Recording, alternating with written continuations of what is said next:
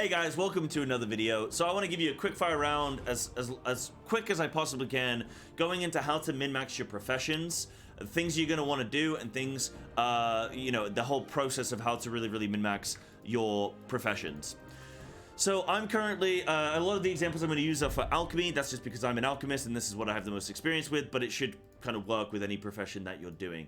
So a lot of this profession stuff, it all, TLDR and the profession stuff, it all kind of leans into each other, right? For example, with crafting, alchemy, I want to create these potions and I want to create the really good potion. But in order to do that, I also want to increase my skill level via, say, Inspiring Ambience, in order to get the higher level parts when I craft them. So I need to go into crafting to learn how to craft parts. Then I need to go into another area of knowledge to learn how to make a higher level part. And then I want things like multi-crafts that then when I make them, I can get a bigger abundance, which reduces my gold input, my time investment in order to craft them. So they all lean into each other. So knowledge is the most important thing that you can get. And there's ways in which you can artificially inflate the amount of knowledge that you get. So a big thing with knowledge gain, so there's various ways in which you can do them. I will link this sheet in the video description, but you can go and get one-time kind of treasures around the map. So for every profession, this is just, honed in on blacksmithing. Every single zone in the Dragon Isles has these knowledge nodes that you can go and get, and there's the waypoints, and you can go and find out how to grab those. You then also have profession masters. Same thing, you can go and talk to them. They give you knowledge and also artisan's metal, which is very, very important, and I'll go into that later as to why. So there's one-time finds that you can do. You can also farm knowledge via rares, going and actually crafting things. So first-time crafts will give you knowledge. Killing rares, opening up dirt. The way that you can open up dirt is by getting level 5, I believe, with the dragon scale. Go there, you can buy some shovels. These shovels then allow you, I think I'm completely out of shovels. Yep, I'm completely out of shovels. Those shovels then allow you to dig. In the dig, you can get knowledge. Also, expedition packs can also give you the knowledge, but there's kind of a soft cap on that. So if you have infinite time, go nuts, but it's probably not realistic for everyone to farm that, infinitely. You can also, get knowledge from killing rares and stuff like that. So, and then there's also the last thing for knowledge is there's a quest in Fork River Crossing, I believe, that eventually leads to you going up to here, Marakai, and in this cave there's an NPC. You may have noticed that you'll be killing things in like dungeons or rares or whatever, and you get these purple like profession eggs. Those can be turned in, they're soulbound, those can be turned in to that NPC in Anaran, and they will give you 1 knowledge per turn-in. Again, those things drop from rares and dirt and all that kind of stuff. So you get all this knowledge, you start investing in your actual craft, but then you're also going to want to, you're also going to want reputation, because reputation with Artisans Consortium allows you to buy these knowledge packs, which are a one-time purchase at various reputation levels. So when you buy, in order to buy these packs, you need better reputation. And the way you get better reputation is by something called, I guess, like profession weaving. I don't know, people love the term weaving whenever anything in WoW happens. So the way that you do profession like weaving is you would drop a profession, not alchemy, don't drop alchemy, it's really horrendous to have to try and redo, so don't drop alchemy. But any other profession, say it's blacksmithing, leatherworking, you can drop them if you want to, but I would probably recommend, if you're like a gathering professional or something, drop that. So I dropped my herbalism, and then I've since relearned it. But drop herbalism, pick up, I found it easiest with enchanting, tailoring, and leatherworking, because those 3 mats were all the cheapest. But you can, if you have infinite gold, you can do it with blacksmithing, inscriptioning, all that stuff as well. And you basically level those professions up to level 50.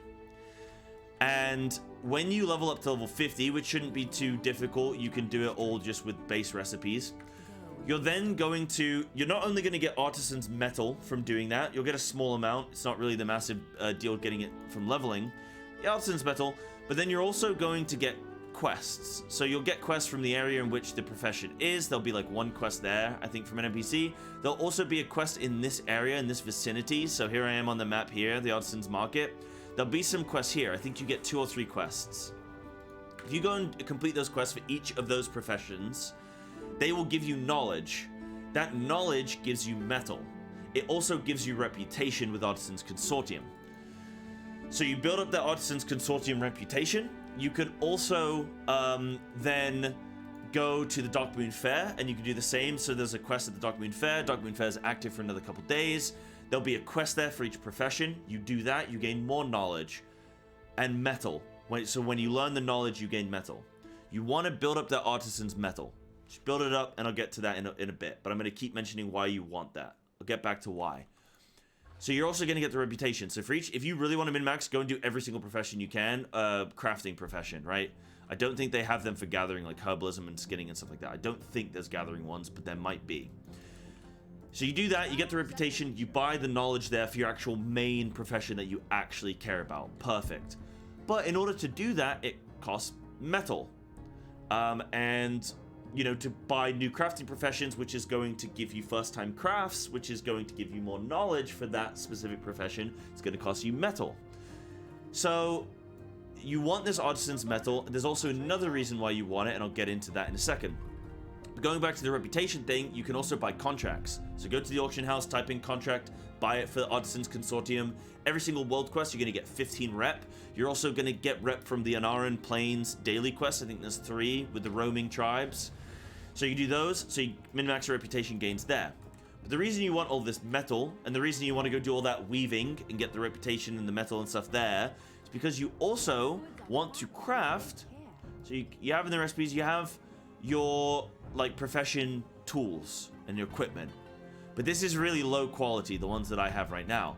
What you can actually do is you can get, specifically has to be a work order, but you can get a work order for blue level ones.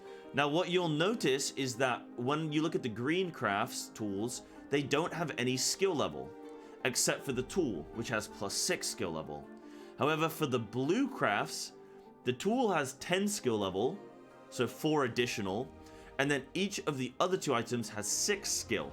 So you're gaining 16 additional skill, which is going to mean that you're going to craft better items when you actually craft them. So say you're trying to craft higher level gear or higher level potions. The skill level is very important in doing that. So craft these items, get somebody to craft them for you. But these require a lot, hundreds of Artisan's metal. 225 there, the rod is 300, another 225 for the other one. So you need hundreds and hundreds of metal to craft these items. But then you also need the metal to craft these, or to buy these, which is going to give you more knowledge and stuff like that. So it's a combination of gaining the knowledge. How do you gain the knowledge? You go grind rares and all that kind of stuff. And, you know, going and doing, you're going and speaking to the masters and going and getting the treasures and all that kind of stuff and farming dirt. That's how you get the knowledge. Then you want to get the reputation so that you can buy more knowledge and unlock new recipes, which is going to give you more knowledge. But in order to do that, you need to get the metal, and you get the metal by profession weaving, and you craft the tools and equipment by profession weaving. So you do all of that, and what that's ultimately going to result in is you being more specialized, being able to craft more better things, or better items at a better quality, and then also having just a, you know, the additional recipes and stuff that you need. But a big thing that you want to focus on is crafting with, so I've looked at like multi-craft and resource and crafting speed and all that kind of stuff. The ones that really matter, I mean, for alchemy, yeah, multi-craft really is important, but inspiration is the most important thing, because it's going to allow you to near enough guarantee the level of the craft that you want. So specifically for my guild, they want these elemental potions of power at rank 3. And the only way I can do that is by adding up my skill level and my inspiration number. So 178 plus 170. I need those 2 numbers to hit 425. Because when they hit 425, it's going to guarantee the max rank skill craft, as far as I know.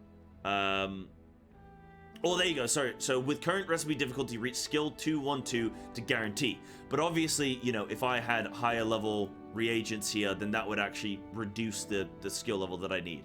So by using high level reagents, and then by also massively increasing my inspiration and my skill level, my actual alchemy level, that is how I'm gonna min-max the level of pot that I can craft.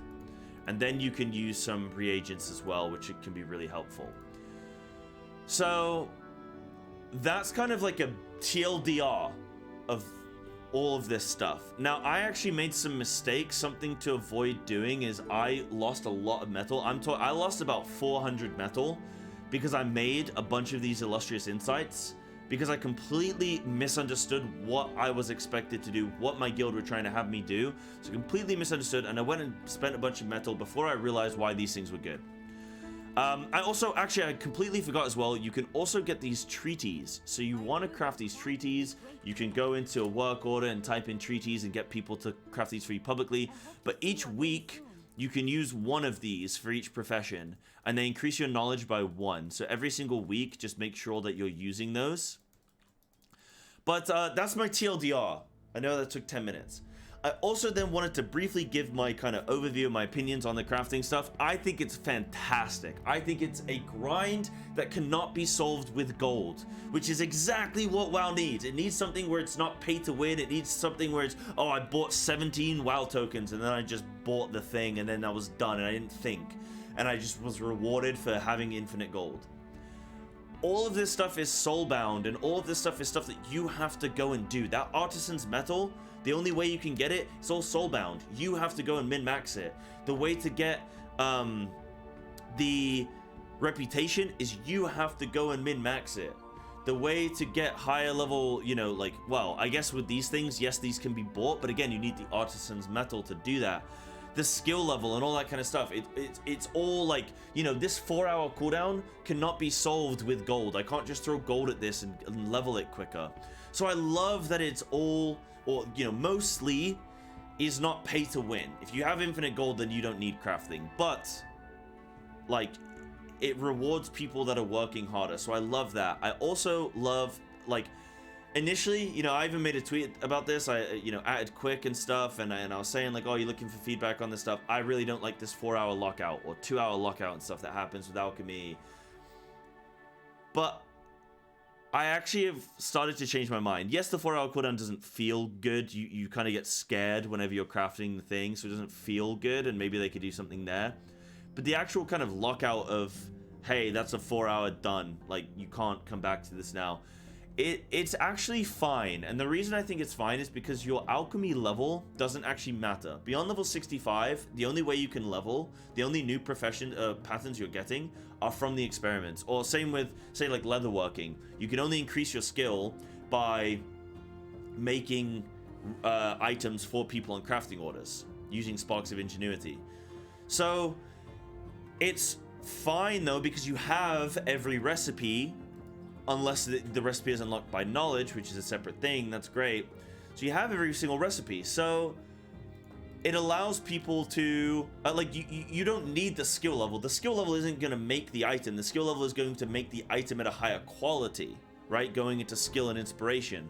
So it doesn't actually matter if your alchemy is 65 or 100. You can still make the same items. It's only going to affect the quality of that item, which short term isn't a problem. Long term is a thing that you eventually want to have the highest rank stuff. So it's a really nice way of them saying, hey guys, you can farm the shit out of these professions, and early on it's going to be really difficult to make high ranking items, but eventually it'll be pretty much guaranteed because of all the extra stuff you're going to get with specializations over time. So it's a really good way of them pacing out the content, pacing out the professions, and I've actually changed my mind and said, yeah, this is actually great. This is really, really good. I think it's better for the game that professions aren't just, okay, log in day one, spend 10 million gold on the auction house, immediately have max rank professions, and then you just kind of, you're done then, and you control the market. It's way better that it's like, you can go and grind this stuff. So those are just my thoughts, that's my opinion, and that's my TLDR on how to kind of min-max these profession things. Hopefully this video was helpful. I know it's a bit of a long one, but thank you all so much for watching, and I will see you in the next one. Don't forget to check the links down below for those, you know, locations of the NPCs and stuff. And also feel free to come check me out on twitch.tv/Psybear_TV. Also linked in the description. And, you know, check out my Twitter and all that kind of stuff. Appreciate you. Thanks.